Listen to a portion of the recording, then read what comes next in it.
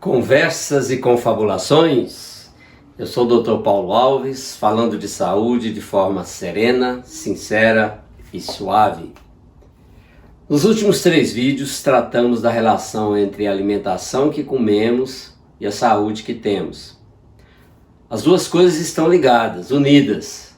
Alimentação e saúde estão unidas. Vamos continuar confabulando sobre isso?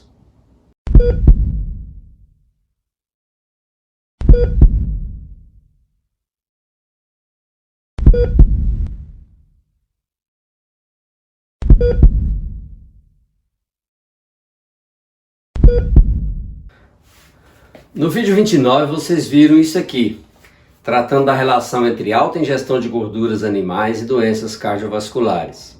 Os primeiros estudos sobre o tema começaram lá na década de 50 e confirmaram essa associação entre alto consumo de gordura de origem animal e doenças vasculares e, consequentemente, mortes por doenças cardiovasculares.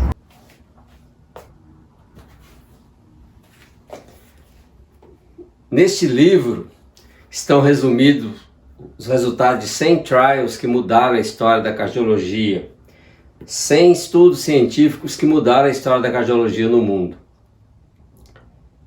É em cima de estudos científicos que o médico toma decisão quando dá orientações, prescreve medicamentos, pede exames, faz ou deixa de fazer esta ou aquela intervenção, este ou aquele tratamento. E no vídeo 29 vocês viram também isso aqui. Meu colesterol, meu triglicéridos estão normais, estão ótimos. Então eu posso continuar comendo a minha picanha? Meu avô sempre comeu banha de porco, toucinho cozido no feijão e nunca infartou. Morreu caduco com 90 anos. Que prova que essa história de gordura fazer mal, isso é bobagem. Vimos aí algumas ciladas. Dar importância à exceção e não à regra. Chega mais perto. A expectativa de vida ao nascer no Brasil em 1940 era de 46 anos. A média de vida. Muitas pessoas morriam ainda criança, outras ainda jovens, algumas ainda adultos jovens, muito poucas chegavam aos 90 anos. Uma pessoa que tinha 90 anos em 1980 nasceu antes do início do século XX. Não tomou nenhuma vacina na infância, porque praticamente não existiam, não tinha quase nenhuma possibilidade de tratamento de doenças, as cirurgias e os tratamentos estavam engatinhando.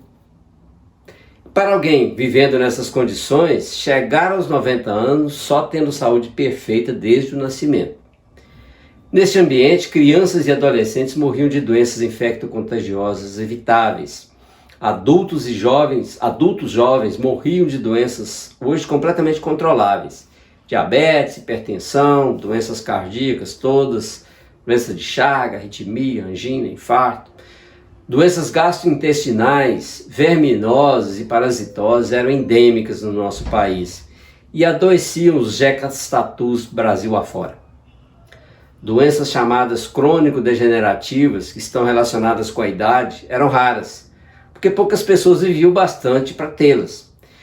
Diferentes tipos de cânceres, doenças articulares, por exemplo. Raramente alguém morria de câncer de próstata, porque não vivia bastante para ter um câncer de próstata. Precisava passar dos 50 anos pelo menos.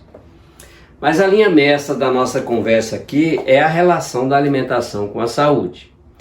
Então, para entender do ponto de vista científico e não do achismo, como uma pessoa chegava aos 90 anos, mesmo não se preocupando um dia sequer com a alimentação, nós precisamos conversar sobre 2 conceitos: seleção natural, melhoramento genético.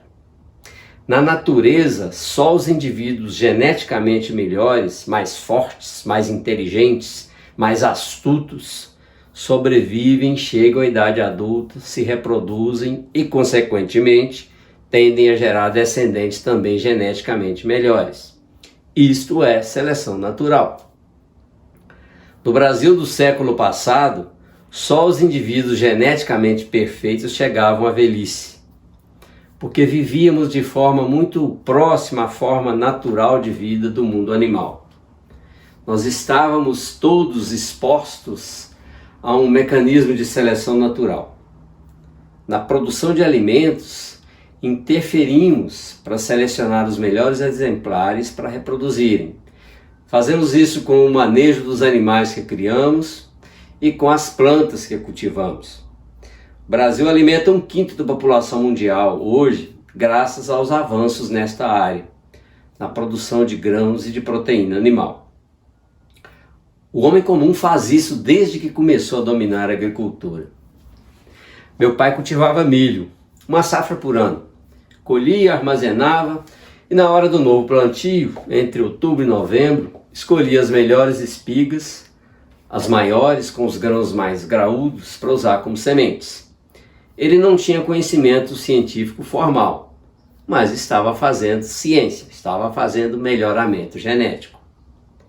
Agora preste atenção nisso aqui, que parece um paradoxo, mas não é. Nós não fazemos melhoramento genético humano, claro, pelo contrário. À medida que propiciamos condições para que pessoas prejudicadas geneticamente sobrevivam, cheguem à idade adulta e se reproduzam, nós estamos fazendo o oposto do melhoramento genético. Eu cunhei o termo pioramento genético para definir isso. Então, é de se esperar que, do ponto de vista populacional, pensando não no indivíduo, mas na população em geral, tenhamos muito mais doenças entre nós do que no passado. As pessoas vão adoecer mais porque são mais prejudicadas geneticamente falando. Mesmo assim, e aqui está o aparente paradoxo, a expectativa de vida no Brasil passou de 46 anos em 1940 para 75 anos em 2016, ano do último censo do IBGE. E o que propiciou que pessoas que há menos de um século morreriam cedo de doenças banais, hoje possam chegar à velhice? Podemos citar melhora das condições de vida, saneamento básico, por exemplo, mais acesso aos alimentos e aos serviços de saúde, e a criação do SUS a partir da Constituição de 88 é um marco nessa melhora. Mas o que mais impactou, sem sombra de dúvida, foi a evolução fantástica da ciência em todas as áreas. Na área da saúde foi o aumento do conhecimento sobre as doenças, sobre como as doenças acontecem, como preveni-las e na capacidade de tratamento. Quem ficasse hipertenso antes da década de 50 do século passado ia morrer de AVC em poucos anos. Quem tivesse doença cardíaca isquêmica, angina, infarto, antes dos anos 70 do século passado, dificilmente viveria mais 10 anos. Tudo isso foi resolvido com conhecimento científico, com desenvolvimento de medicamentos eficazes, de intervenções seguras para tratar as doenças, com estudo científico. Todos nós colhemos os frutos hoje do fantástico desenvolvimento tecnológico da metade do século passado para cá, metade final. E às vezes nem nos damos conta disso. Então eu gostaria de deixar aqui alguns conselhos, se é que posso fazer isso. Não desafie a ciência que está por trás de todas as coisas. Seu amigo bateu o carro, deu perda total e ele não sofreu nenhum arranhão. Foi salvo pela tecnologia, que desenvolveu materiais deformáveis usados na construção do veículo.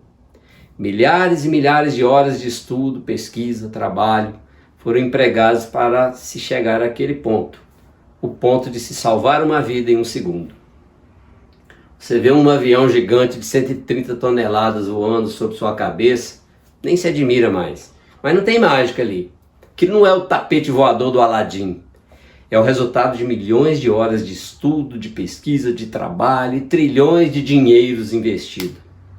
Da mesma forma, quando o seu médico lhe fala de alimentação saudável, de prevenção de doenças, de tratamentos adequados, antes de duvidar e de fazer comparações com as observações que você já fez na vida, lembre-se que por trás daquela orientação existem milhares e milhares de horas gastas no desenvolvimento de conhecimento.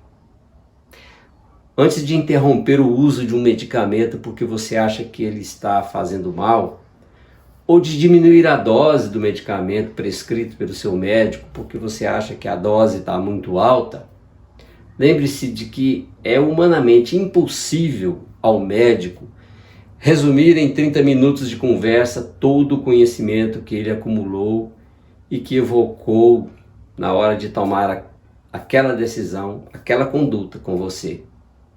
Em resumo, seu avô que comia toucinho no feijão e morreu caduco com 90 anos, na verdade é mesmo uma exceção, mas é uma exceção apenas para doenças cardíacas. Porque o termo popular caduco engloba todas as demências, inclusive aquelas causadas por doenças da circulação cerebral. Demência senil, demência vascular. Ou seja, você estava equivocado também com relação a isso. Para finalizar, nós éramos menos de 50 milhões de brasileiros em 1940. Se essa evolução fantástica não tivesse ocorrido, jamais seríamos 203 milhões de brasileiros hoje. A ciência não improvisa.